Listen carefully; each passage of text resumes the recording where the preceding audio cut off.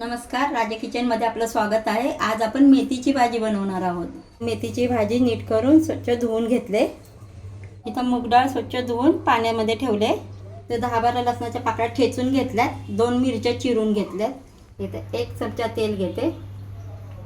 इथे मिरच्या टाकून घेऊया। आता मिरची परतली की लगेच लसूण टाकून घेऊया। आता लसूण पण परतून चांगला घ्यायचा। थोडा लालसर होऊन द्यायचा लसूण। आता लसूण लालसर झाला की आपण त्यामध्ये भाजी टाकणार आहोत। गॅस बारीकच ठेवायचा।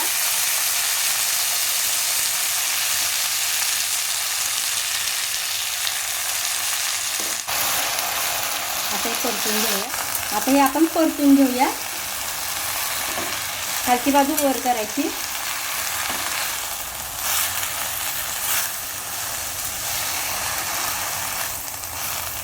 इथे आपण भिजत घालून ठेवलेली मुगाची डाळ आपण टाकूया।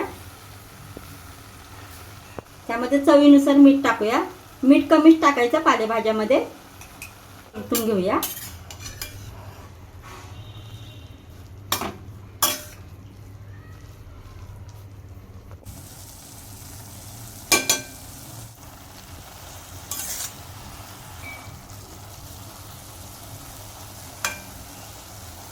एक मिनिट आपण झाकण ठेवूया। त्याला पाणी सुटले। आपण ह्याच पाण्या वाफेवर चांगले शिजवून घ्यायचे।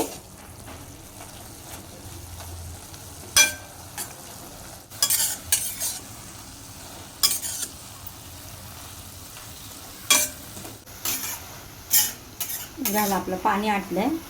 जास्त पण पाणी आटवायचं नाही, थोडासा ओलावा ठेवायचा। आता आपण देठ बघूया शिजले ना। झालं, चांगले शिजले।